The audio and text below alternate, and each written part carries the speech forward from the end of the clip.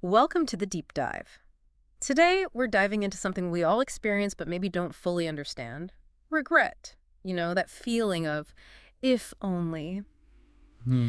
For this deep dive, we've got Daniel H. Pink's insightful book, The Power of Regret, How Looking Backward Moves Us Forward. And we're going to forget the idea that regret is just this negative weight. Yeah, totally. We're here to explore how it can actually be a surprisingly useful tool in your life. Exactly. The common message is often no regrets. Yeah, Live boldly, don't look back. right. But what Pink reveals, and what we want to explore with you today, is that regret is, well, it's a natural part of being human, and it holds really valuable information. It's not just a bad feeling, it's a signal. A signal. Yeah, a signal that can guide you towards better decisions and, frankly, a richer life. Our mission today is to unpack this powerful emotion, move past the surface level negativity, and really understand the surprising ways regret can work for you. Okay, let's unpack the whole no regrets thing then. It's everywhere, isn't it? Oh. Like Edith Piaf's song, No je ne regrette rien. Right. It's this huge, defiant anthem. You hear it and think, wow, she just lived without a single backward glance. It's iconic, absolutely. But, when you actually look at Piaf's life Mm-hmm. beyond the song, it paints a much more complex picture. Hmm. She faced immense personal loss, including the early death of her child, and she really struggled with addiction. Mm-hmm. It kind of makes you wonder, can anyone who has navigated such profound hardships truly say they regret nothing? Yeah, it almost feels like a carefully constructed image, doesn't it? It does. And it's not just historical figures. Think about those no regrets tattoos you see sometimes. Oh, yeah. Or the misspelled one. Right? The no regrets one, which, yeah, unintentionally points out the whole irony. Pink talks about people like Marilla Batista, who got a no regrets tattoo after a tough breakup, sort of as a way to move forward, Mhm. and Amber Chase, who has one despite going through a difficult divorce.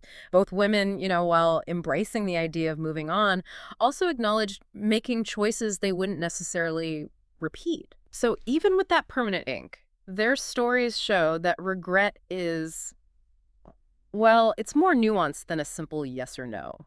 And what's interesting is that you also have really prominent people like Norman Vincent Peale, Ruth Bader Ginsburg, Angelina Jolie, Bob Dylan, John Travolta, all stating publicly, I have no regrets. Yeah, it's almost like this ideal we're supposed to strive for, this image of being strong and, I don't know, unwavering. Exactly. But then you look at the actual research and it tells a very different story. Yeah. Studies consistently show that regret is a really common negative emotion. In fact, it comes up more often in our conversations than almost anything else, second only to love, apparently. Oh, second only to love. Yeah. And the American Regret Project, which Pink led, surveyed thousands of people and confirmed that regrets are widespread across all aspects of life. So not just big life decisions. No, not at all. We're talking about a significant percentage of the choices we make each week, things we look back on with some level of regret. So there's this real gap, isn't there, between the outward performance of no regrets and what's actually happening inside for most of us. Definitely. Exactly. And that's a key point Pink makes for you, the listener.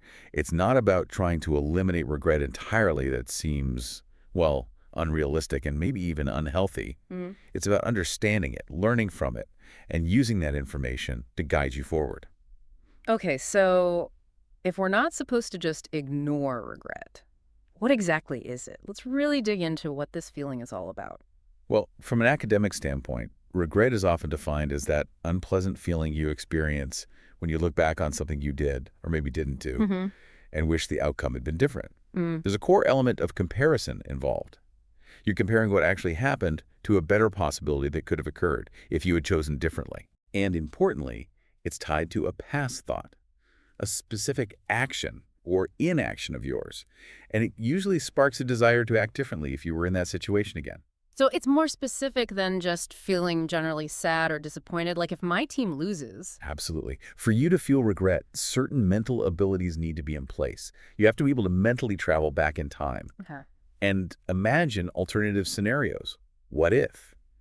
Interestingly, research shows that children typically start grasping the concept of regret around age 6. 6, wow. Yeah, and by the time they're 8, they can even anticipate feeling regret in future situations. This mental what if is a crucial part of regret. That's fascinating. So it's not a simple emotion. It involves some pretty sophisticated mental processing. Does our brain actually play a role in how we experience regret? It absolutely does. Hmm. Neurological studies have shown that specific areas of the brain are linked to our capacity for regret. For example, individuals with damage to the orbitofrontal cortex, or people with conditions like Huntington's, Parkinson's, or schizophrenia often show a reduced ability to feel regret. Really? Less regret. Yeah, which suggests that the ability to experience regret is actually connected to healthy brain function. In fact, doctors sometimes see this lack of regret as a potential indicator of underlying neurological or psychiatric issues. Wow. So for you, understanding this helps to see that feeling regret isn't a sign of weakness, it's often a sign of healthy functioning. Wow, that's a really important perspective shift. You also mentioned two key parts of regret earlier, Yeah. comparison and blame. Can you explain those a bit more? Yes.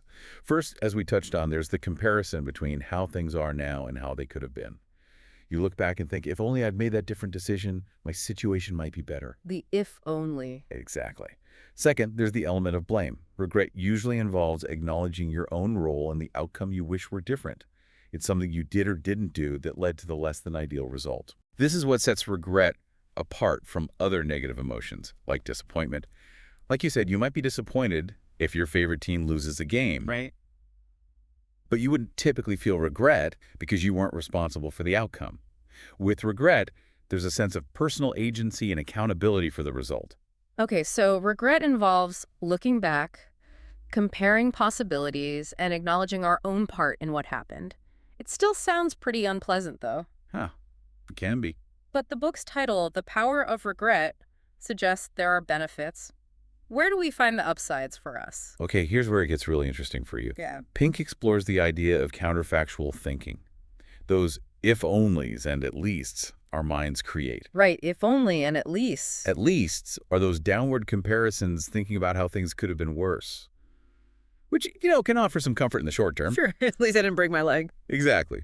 But Pink emphasizes that if only, those upward comparisons where we imagine a better outcome are actually more common and, surprisingly, more motivating for you in the long run. That seems backwards. You'd think focusing on how things could have been worse would be more comforting and maybe drive us more. It does seem that way, but think about the classic example of Olympic silver and bronze medalists. Oh yeah, I've heard about this. Right. Studies have shown that bronze medalists often appear happier than silver medalists. Why? Because bronze medalists tend to focus on the at least I won a medal. Huh? Silver medalists, on the other hand, are often fixated on the if only I had been just a fraction faster, I would have won gold. That near miss creates a feeling of regret. Ah, And while it might feel bad in the moment, that if only thinking can actually push them to train harder and perform better in the future. so it's that gap between where we are and where we could have been that actually sparks us to make changes. Precisely. Pink gives a great example that many of you might relate to.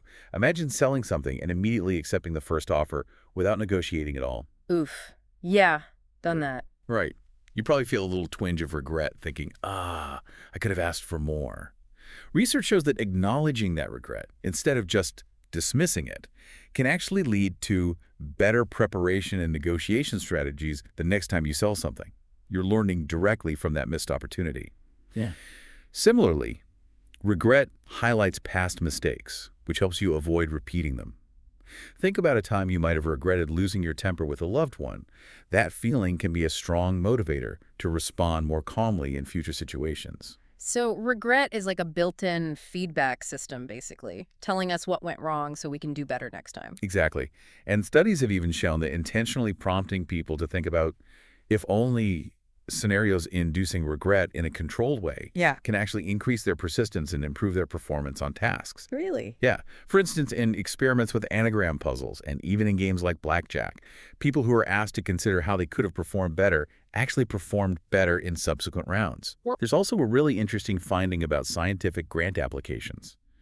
Researchers discovered that scientists who narrowly missed out on receiving a prestigious grant, the If Only group, actually achieved more significant research success in the long run compared to those who just barely received the grant, the At Least group. So the ones who almost got it did better later. Yeah, that near miss likely fueled reflection and the development of stronger future proposals. It lit a fire under them, essentially. That's a really powerful example of how that feeling of almost can drive improvement. And it's not just about performance or achievement. Regret can also lead you toward a deeper sense of meaning in your own life. Pink shares the story of Abby, Hmm. who, driven by regret about her somewhat distant relationship with her grandparents, made a conscious effort to collect her father's stories. She didn't want to experience that same feeling of, what did I miss, after her parents were gone. That's poignant. It is, and she uses this beautiful metaphor of a flavorless pie compared to her grandmother's amazing pie to illustrate how experiencing regret can actually heighten our appreciation for the good things in life. That little bit of bitter regret can make the sweet moments even more meaningful for you. It sounds like regret, when we deal with it constructively, isn't just about dwelling on the past, but actively shaping a better future for ourselves. Precisely. Pink brings in William James, a key figure in American psychology, who famously said, "My thinking is first and last and always for the sake of my doing." Okay.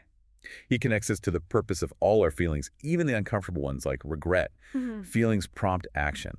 Productive regrets might sting in the short term, but then they motivate you to make positive changes in your life. They aggravate, then activate. Aggravate, then activate. I like that. So how do we as individuals respond to regret effectively? We've talked about how ignoring it or getting stuck in it aren't helpful. Right. Pink outlines 3 main ways people respond to regret. Yeah. The first is ignoring it, which, can lead to delusion, a disconnect from reality. Not great. Not great. The second is getting stuck in it, wallowing, constantly replaying the past, which can lead to feelings of despair. Also not great. Definitely not. But the third, and the most beneficial for you, is addressing it. This involves asking yourself, what is this regret trying to tell me? What can I learn from this experience to make better choices moving forward? And he uses a really compelling metaphor to illustrate this idea of addressing regret, right? The Japanese art of kintsugi. Yes, kintsugi. It's the art of repairing broken pottery with gold lacquer. The idea isn't to hide the cracks, Mm-hmm. but to highlight them, to see the breaks and the repairs as part of the object's history and beauty. The bowl isn't beautiful in spite of its imperfections. It's beautiful because of them. Pink suggests that the same can be true for us. Our cracks, our regrets and mistakes can actually make us stronger and more unique.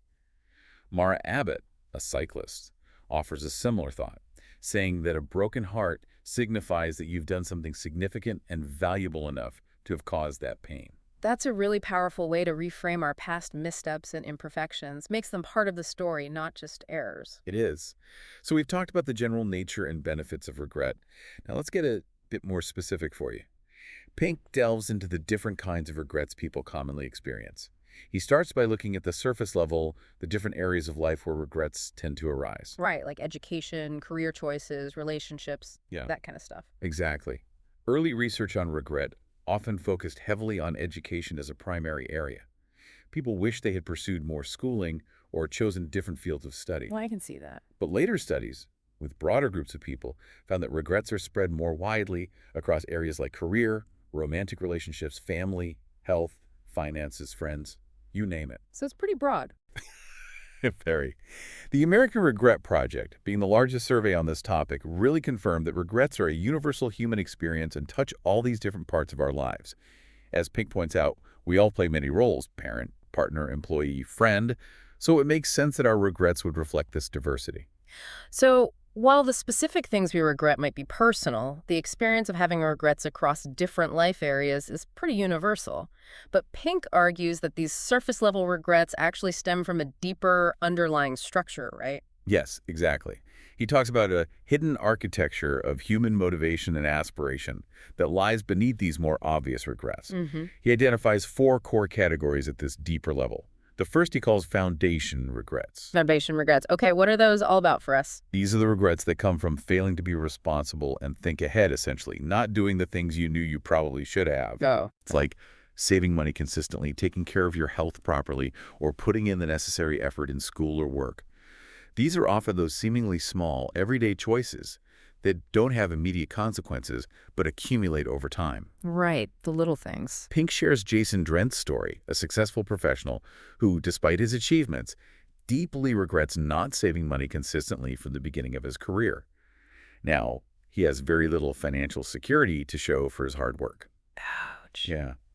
This really highlights the idea of temporal discounting. We tend to value immediate rewards more than future benefits. It's something many of you listening might recognize in your own lives. Guilty as charged sometimes. We all are. It's a bit like Aesop's fable of the ant and the grasshopper, right? The grasshopper enjoys the present but suffers later for not preparing. So it's the kind of regret that sneaks up on you, the gradually then suddenly type of thing. Precisely. Small, seemingly insignificant, poor choices build up over time, and then suddenly the consequences become undeniable and often very difficult to reverse. Pink also discusses the power of compounding. Compounding. How small, consistent efforts, or lack thereof, can lead to significant results over the long term, whether it's with your finances, your health, or your learning. He uses the example of a penny doubling in value every day to illustrate this. It's exponential growth, something our brains often struggle to fully grasp in the moment. Yeah, it's hard to visualize. He also mentions the foundation attribution error, where we tend to blame external circumstances for our lack of foundation rather than taking personal responsibility for our choices. Ah, it wasn't my fault. Exactly. The key takeaway for you with foundation regrets is this proverb. The best time to plant a tree was 20 years ago. The second best time is today. Okay, that really resonates. Start now. What's the next core regret that Pink identifies? The second deep structure category is boldness regrets. These arise from inaction, from missed opportunities because of fear. Fear. Yeah, not taking a risk, not speaking up when you felt you should have, not pursuing something you really desired. Pink shares Bruce's story about a misconnection on a train back in 1981. Oh, wow, 1981. Yeah, a fleeting moment he's regretted for decades, simply because he didn't take the bold step of getting off the train with the woman he felt an instant connection with. Man, that's tough. It is. Zach Hasselbarth's regret about being too shy in high school and missing out on social opportunities also fits here. These regrets often center around, if only I had tried, if only I had spoken up, if only I had taken that chance. The path not taken. Exactly. It's the regret of not starting that business, not asking someone out, not being authentic, not living the life you truly wanted because of the fear of rejection or worrying too much about what others might think. So it's the regret of the life we didn't live, in a way. The what-ifs of the paths not taken. Exactly. It's the regret of playing it safe and then later wondering what could have been. Okay. And what about the third category of core regret? The third is moral regrets. These stem from violating your own sense of right and wrong things like bullying, infidelity, dishonesty, cheating. Oof, the heavy stuff. Yeah. Pink emphasizes that these involve a moral transgression, a conscious choice to go against your own internal principles. His surveys found that regrets related to harming others, especially bullying, were very common. Really? Bullying. Very common. He shares the regret of a man who bullied a Vietnamese student and another who cheated in a student election. Unlike boldness regrets, which are often about inaction, moral regrets frequently involve things you actively did that you knew were wrong. Right. However, as Kim Carrington's story about regretting being a bystander to bullying shows, inaction can also lead to moral regret if you feel you should have stepped in. Ah, okay. So inaction can fit here too. Yes, if it violates your moral code. Marital infidelity was another significant moral regret that emerged, often centered on the profound damage to trust. The underlying desire with moral regrets is to see ourselves as good and ethical people. And the lesson here, Pink suggests, is often very clear. When you're unsure, always try to choose the path of integrity. Do the right thing. Those sound like the deepest and perhaps most painful kinds of regrets, the ones that really stay with us. And finally, what is the fourth core regret that Pink identifies? The fourth, and according to Pink's research, actually the largest deep structure category is connection regrets. Connection relationships. Exactly. These arise from fractured or unrealized relationships with friends, family members, romantic partners. Pink introduces Cheryl Johnson's regret about losing touch with a close friend as an open door regret. Open door. Meaning the possibility of reconnecting still exists. He contrasts this with Amy's regret about not being able to reconnect with a childhood friend who has passed away. That's a closed-door regret. Ah, got it. The fundamental human need to belong is really at the heart of these regrets. Pink discusses rifts, which are clear disagreements that cause separation, and drifts, which are the more gradual, almost unnoticed loss of contact over time. Drifts. Yeah, those happen easily. They do. And he highlights a fascinating phenomenon called pluralistic ignorance. Pluralistic ignorance. Yeah, where we often underestimate how much others might want to reconnect. We assume it would be more awkward for them than it probably would be, so we hesitate to reach out. We assume the awkwardness is mutual or even just on their side. Or mostly on our side. Yeah. But we project it. Meanwhile, the other person might actually welcome the contact. The famous Harvard Grant study powerfully reinforces the critical importance of close relationships for lifelong happiness and well-being. Right, that longitudinal study. Exactly. And many connection regrets involve not being a better parent, sibling, or friend. Ultimately, meaningful relationships are key to a fulfilling life, and often it's just our own unfounded fears of awkwardness that prevent us from reaching out and strengthening or repairing those vital bonds. Wow. So these four core regrets, foundation, boldness, moral, and connection, offer a really insightful framework for understanding the underlying causes of our regrets. But once we recognize these patterns in our own lives, what can we actually do with them? How do we turn these feelings into positive change for ourselves? Okay, great question. For regrets about actions we've taken that we wish we hadn't, the moral regrets, maybe some foundation ones, the initial steps often involve trying to undo the action if possible. Like apologizing. Exactly. Offering an apology, making amends, like Jeff's attempt to remove his no regrets tattoo that Pink mentions. You can also try to find a way to see the situation in a slightly more positive light, what Pink calls at least it. Find the silver lining, if there is one. Okay.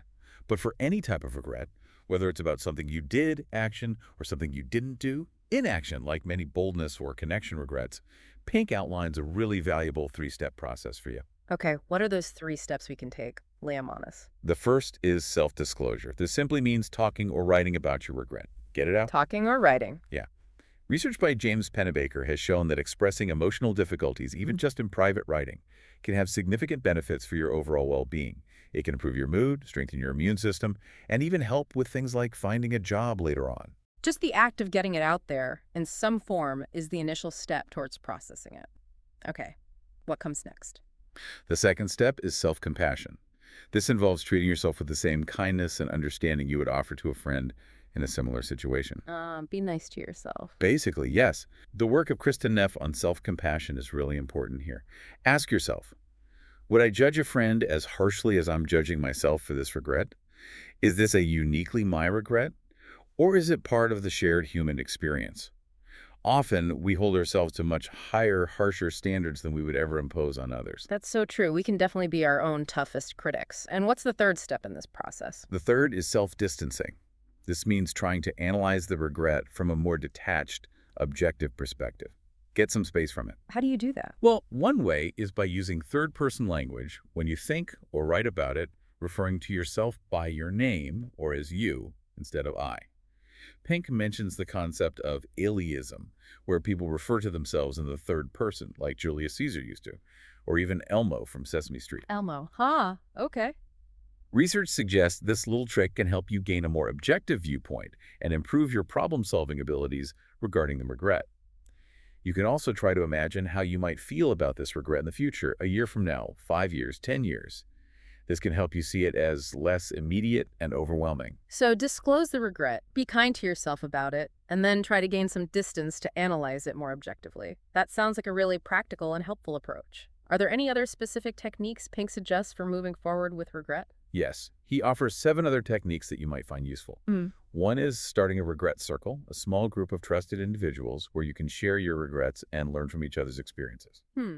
Another is conducting a pre-mortem on current projects or decisions, basically, imagining potential failures in advance to try and avoid future regrets. Like a post-mortem, but before it happens. Exactly. He strongly recommends exploring self-compassion practices further, and even points to Kristen Neff's website and book as valuable resources. He also suggests pairing your New Year's resolutions with reflections on your old year's regrets, using past regrets to inform your future goals. Connecting past and future. Right. Keeping a regret journal can be a helpful way to track patterns in your regrets and the lessons you're learning. Actively reframing your regrets as learning opportunities, as chances for growth, is another powerful technique. And finally, adopting a journey mindset focusing on the process of change rather than just the end result can help prevent future regrets related to not sustaining positive habits. These are all really actionable strategies for dealing with regret in a healthy and productive way. Now, we've talked a lot about processing past regrets. What about looking ahead and trying to anticipate future regrets so we can make better choices now? Ah, yes. This is a really important aspect of leveraging regret. Viktor Frankl offered a powerful piece of advice. Live as if you were living already for the second time. and as if you had acted the first time as wrongly as you are about to act now. Wow, that's intense. It is, but this idea of mentally rehearsing a situation before it happens Mm. and imagining potential regrets can be incredibly helpful in guiding your current decisions. Pink shares the fascinating story of Alfred Nobel. The Nobel Prize guy. That's him. Apparently, an incorrect obituary was published prematurely that labeled him the Merchant of Death because of his invention of dynamite. Oh, wow, while he was still alive. Yes, and reading this motivated him to establish the Nobel Prizes. He anticipated the future regret of being remembered negatively and proactively changed his entire legacy. That's an incredible example of using the anticipation of regret to drive truly significant positive change. It is. Pink also discusses the concept of a Reget lottery, which is kind of clever. You might be entered into a prize draw, but if your name is drawn and you haven't taken a certain desired action, like completing an important task or maybe going to the library, in one example, you miss out on the prize. This uses the anticipated regret of missing out due to inaction as a motivator. He also highlights Jeff Bezos' famous regret minimization framework. Right, the Amazon story. Yeah, where he imagines himself at age 80 and asks what he's most likely to regret not having tried. This framework was instrumental, he says, in his decision to take the leap and start Amazon. So thinking about our future selves and what they might regret can be a powerful tool to motivate us in the present. But is there a risk of overthinking potential regrets and becoming too cautious, like paralyzed by, what if I regret this? Absolutely. That's a really important point. Pink cautions against overestimating the likelihood or intensity of future regret, as this can definitely lead to excessive risk aversion and decision paralysis. He uses the example of choosing a microwave oven. If you're too focused on potentially regretting a cheaper model that might break down, you might overspend on a more expensive one unnecessarily, driven by that anticipated regret. Makes sense. There's also the first instinct fallacy that many of you might have experienced when taking tests. Oh, changing answers. Exactly, where people often regret changing a correct answer to an incorrect one, even though statistically, changing answers is actually more likely to improve your score overall. Our fear of that specific regret is stronger than the data. Interesting. And Pink introduces Herbert Simon's concept of satisficing versus maximizing. Maximizers always strive for the absolute best possible option. The perfectionists. Kind of. Yeah. And they often experience more regret both before and after making a decision. Ironically, they tend to report less overall happiness than satisficers who are willing to settle for a good enough option once their key criteria are met. So good enough can be better sometimes. Pink advises being mindful of when to satisfice for less critical everyday decisions and when it might be worth maximizing, especially for those really important decisions related to those 4 core regrets we talked about: foundation, boldness, moral, and connection. That's a really helpful distinction to keep in mind. Okay, so to summarize all of this incredible insight, what are the essential things we should take away about regret for ourselves? Ultimately, Pink's message, and what we've explored today for you, is that regret is not an enemy to be avoided. It's a normal, natural, and actually valuable human emotion. Normal and valuable. Yes, and when you understand it and handle it constructively, it can lead to significant learning, real personal growth, and ultimately a deeper sense of meaning in your life. He emphasizes that you, our listener, are the active author and actor in your own life story, navigating the interplay of your choices and the circumstances you face. He touches on Dan McAdams' ideas of contamination sequences, where things go from good to bad, and redemption sequences, where things go from bad to good, positioning regret as a powerful opportunity for your own redemption narrative. Turning the bad into good. Exactly. He concludes with the story of Cheryl Johnson, the woman with the open door connection regret, actually reconnecting with her friend Jen after acknowledging her regret. It really illustrates the positive outcomes that can arise when we face our regrets head-on. That's hopeful. It is. The final thought really is that regret, when understood and embraced, makes us more human, helps us become better versions of ourselves, and ultimately offers us hope for the future. This deep dive has really shown you, our listener, that regret isn't something to fear or push away. It's a signal. It's a teacher. And it's a potential springboard for positive change in your life. We really encourage you to take some time to reflect on your own regrets, maybe even try some of the techniques we discussed: self-disclosure, self-compassion, and self-distancing. Consider which of Pink's 4 core regrets, foundation, boldness, moral, connection, might be most prominent in your own experiences and what those feelings might be trying to communicate to you. And here's a final thought for you to consider as we wrap up.